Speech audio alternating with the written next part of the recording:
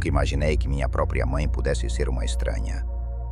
Cresci em Curitiba, em uma família tradicional paranaense, onde meu pai trabalhava como contador e minha mãe era dona de casa exemplar. Ela sempre foi carinhosa, dedicada, presente em cada momento da minha infância. Mas aos meus 32 anos, quando meu pai faleceu repentinamente de infarto, algo nela mudou. Ou melhor, algo que sempre esteve escondido finalmente veio à superfície. E o que descobri me fez questionar cada memória, cada abraço, cada palavra de amor que recebi durante toda a minha vida. Tudo começou 2 semanas após o enterro de meu pai.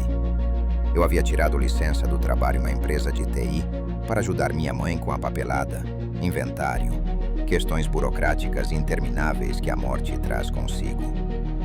Ela parecia estar lidando surpreendentemente bem com a perda, o que me deixava simultaneamente aliviado e levemente inquieto.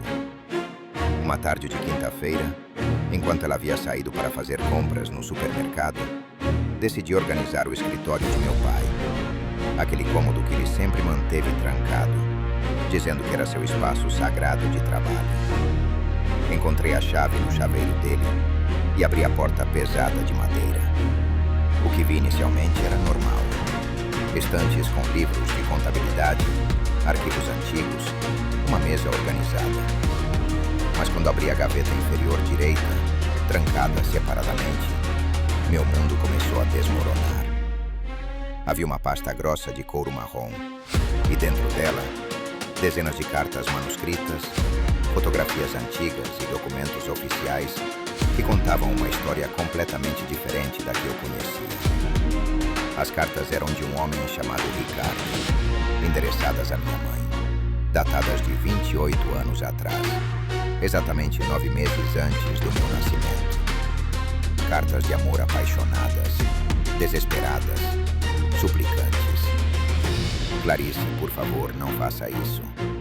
Esse filho é meu, você sabe disso. Eu te amo, eu vou assumir tudo, ou deixar minha esposa. Minhas mãos tremeram violentamente ao ler aquilo. Havia também um teste de DNA antigo, realizado quando eu tinha apenas 6 meses de vida. O resultado era inequívoco. Meu pai, o homem que me criou amorosamente por mais de 3 décadas, que me ensinou a andar de bicicleta, que pagou minha faculdade, que me abraçava orgulhoso em cada conquista, não era meu pai biológico. E pela correspondência subsequente, ficava claro que ele sempre soube disso. Havia uma carta dele para minha mãe, escrita à mão com caligrafia trêmula. Clarice, eu escolho amar esse menino como meu filho legítimo. Mas você nunca pode contar a verdade para ele. Nunca. Prometa isso para mim. Essa mentira é o preço do nosso casamento. Senti náusea violenta subir pela garganta. 32 anos de mentira meticulosamente construída. Continuei vasculhando a pasta compulsivamente, como se estivesse cavando minha própria cova emocional. Havia fotografias de Ricardo, um homem bonito de cabelos escuros e olhos claros idênticos aos meus. Traços faciais que eu via diariamente no espelho e sempre atribuía a genética confusa de algum ancestral distante. Havia também recortes de jornal amarelados. Ricardo havia morrido em um acidente de carro 7 anos após meu nascimento, deixando viúva e 2 filhos legítimos. Meus meio-irmãos que eu nunca conheci e que provavelmente nem sabiam da minha existência. E então, no fundo da pasta, encontrei algo que me gelou até os ossos. Uma certidão de nascimento original minha, diferente da que eu tinha em mãos. Nela, o campo pai estava propositalmente em branco. Alguém havia falsificado documentos oficialmente para inserir o nome de meu pai criador. Ouvi a porta da frente abrir, minha mãe chegando do supermercado. Rapidamente fotografei todos os documentos com meu celular, mãos tremendo tanto que várias fotos saíram borradas.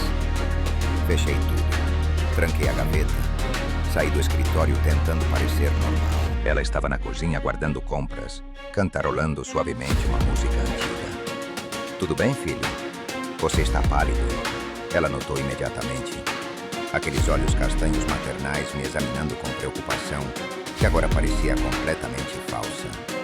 Só cansado, mãe. Vou deitar um pouco. Menti automaticamente, minha voz saindo estranhamente rouca. Subi para o quarto de hóspedes onde estava dormindo, tranquei a porta e passei as próximas 4 horas em choque absoluto, relendo obsessivamente as fotografias dos documentos na tela do celular, cada palavra queimando mais fundo na minha consciência fragmentada. Durante o jantar, observei minha mãe como se estivesse vendo uma estranha, usando máscara perfeita do rosto dela. Cada gesto carinhoso, cada sorriso, cada meu filho querido, soava oco e performático. Ela mentiu para mim todos os dias da minha vida. Deixou eu crescer acreditando em uma paternidade falsa. Deixou meu pai verdadeiro morrer sem nunca me conhecer. Falsificou documentos oficiais. E o pior, nunca demonstrou nenhum remorso, nenhum peso, nenhum sinal de que carregava esse segredo monstruoso. Você mal tocou na comida, Gustavo. Tem certeza que está bem? Ela insistiu com preocupação maternal aparentemente genuína. Preciso te perguntar uma coisa, mãe. As palavras saíram da minha boca antes que pudesse controlá-las. Ela parou de comer, seu garfo congelado no ar, e por uma fração de segundo, vi algo passar por seus olhos. Medo. Reconhecimento. Quem é Ricardo? O silêncio que se seguiu foi ensurdecedor. O relógio de parede marcava cada segundo com tiques anormalmente altos. Minha mãe empalideceu visivelmente. Suas mãos começaram a tremer levemente. Ela abriu a boca, fechou, abriu novamente. Onde você ouviu esse nome? Sua voz saiu apenas como um sussurro estrangulado. No escritório do papai, na gaveta trancada, junto com cartas de amor, teste de DNA e minha certidão de nascimento original, onde o campo de pai está em branco. Cada palavra saiu como uma bala disparada. Ela desmoronou na frente dos meus olhos. Começou a chorar convulsivamente, mas eu não senti absolutamente nenhuma compaixão. Apenas raiva fria e devastadora.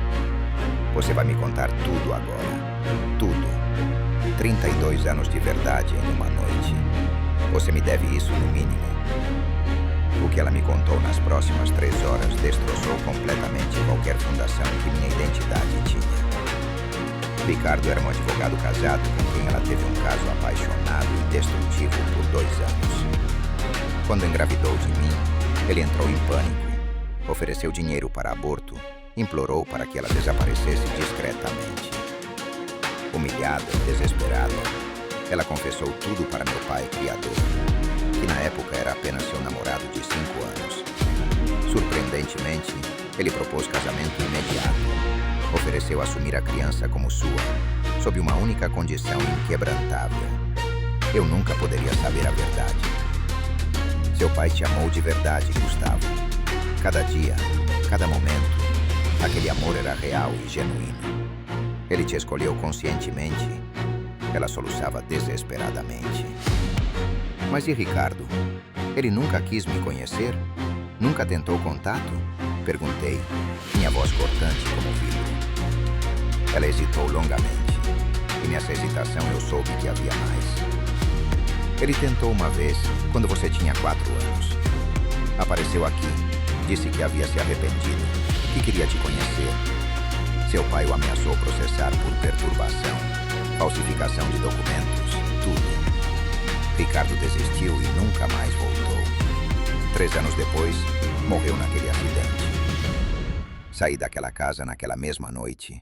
Joguei uma mala no carro e dirigi sem destino pelas estradas do Paraná, até o tanque quase secar. Minha mãe ligou 57 vezes. Eu não atendi nenhuma. Durante os meses seguintes, mergulhei em investigação obsessiva. Contratei detetive particular, encontrei a família de Ricardo. Descobri que ele tinha deixado 2 filhos, Bruno e Mariana, agora adultos e vivendo em Porto Alegre. Após semanas de coragem acumulada, fiz contato. O encontro foi surreal e devastador.